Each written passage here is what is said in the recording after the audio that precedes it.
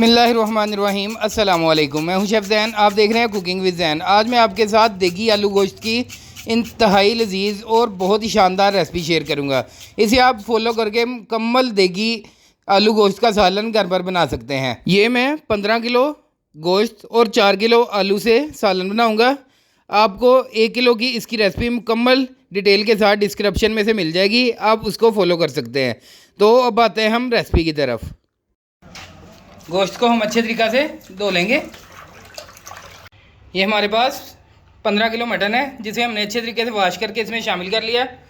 अब हम इसमें 10 ग्राम दालचीनी ऐड करेंगे, 10 ग्राम हम इसमें लौंग ऐड करेंगे। ये छोटी इलायची तकरीबन 15 है, ये भी हम इसमें ऐड करेंगे। बड़ी इलायची तकरीबन 10 अदद, ये भी हम इसमें ऐड करेंगे।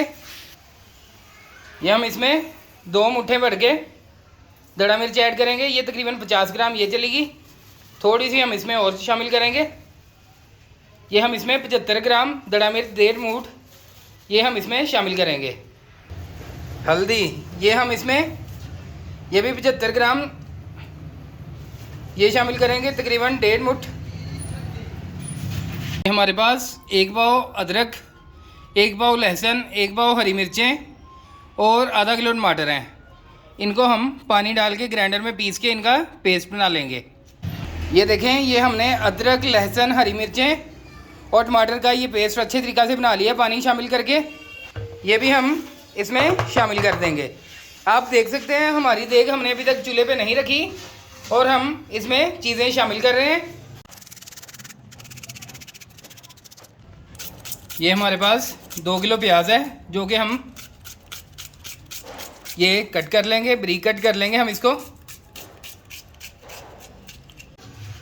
अब हम इसमें 2 किलो प्याज जो कि हमने बारीक कट कर लिया था, ये हम इसमें शामिल करेंगे।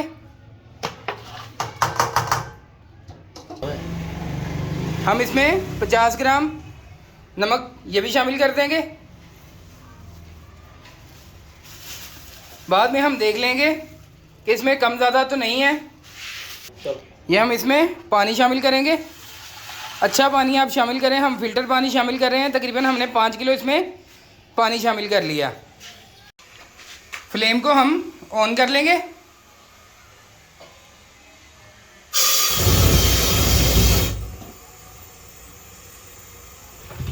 देग को हम चूल्हे के ऊपर ले आएंगे। फ्लेम को हम तेज़ कर लेंगे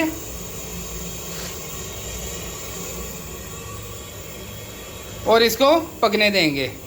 ये सारी चीज़ें शामिल करने के बाद आप इसको प्रेशर कुकर में भी गिला सकते हैं। गोश्त को अच्छे तरीके से हम इसको देग में गिलाएंगे।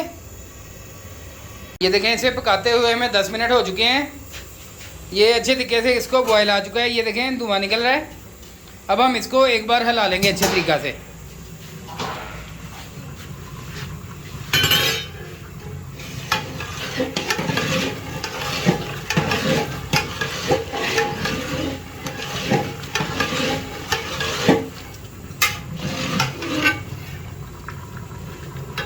और फिर से हम इसको कवर करके छोड़ देंगे।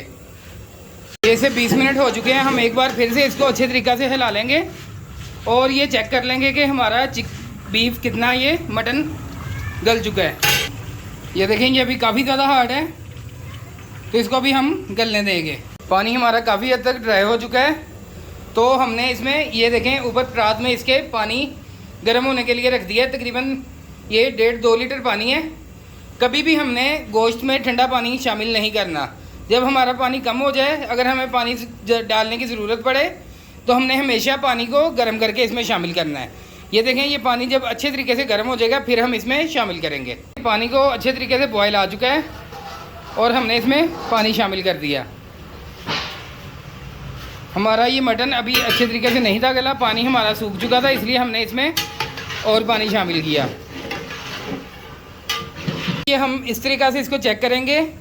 ये हम एक पानी ले लेंगे, साफ़ पानी लेके उसमें हम ये मटन को ड्रॉप कर देंगे और इसको चेक करेंगे कि ये कितना गल चुका है। ये देखें, ये काफ़ी अभी तक सख्त है, तो भी हम इसको और पकने देंगे। पानी की वजह से ये ठंडा हो जाता है और ये फौरी तौर पर पता लग जाता है कि ये कितना गल चुका है। मटन हमारा तकरीबन गल चुका है। अब हम इसमें दही शामिल करेंगे। 1.5 किलो हम इसमें दही शामिल कर देंगे। भाई गैस पता कितना आ गया तेरी? भाई गैस नहीं आनी है, इधर ही करनी है। ये हमने सारे आलू छील लिए थे। 4 किलो हमारे पास आलू थे। इनको अब हम मोटा मोटा कट कर लेंगे। ये देख सकते हैं आप, हम इसको कितना मोटा कट कर रहे हैं। इस तरीक़ा से हम सारे आलू कट कर लेंगे। गोश्त हमारा तकरीबन गल चुका है। अब हम इसमें आलू शामिल करेंगे। ये हमने काट के पानी में ड्रॉप करके रखे हुए थे, ये हम इसमें शामिल कर लेंगे और इसको अच्छे से मिक्स कर लेंगे।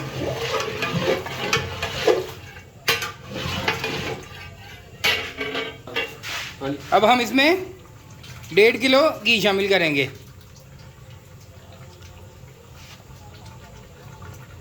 ये आप देख सकते हैं इसकी कंडीशन, ये देखें काफ़ी हद तक ये गल चुका है।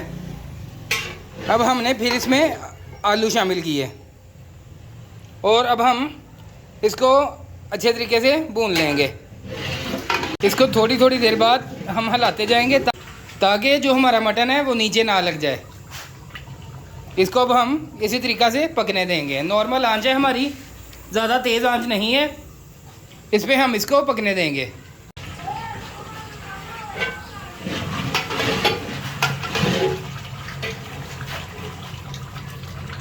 अब हम इसमें ये सूखा धनिया पीसा हुआ, ये 1 चम्मच, 1 मुट्ठी, और ये हम इसमें 2 मुट्ठी तकरीबन 100 ग्राम पिसा हुआ धनिया शामिल करेंगे।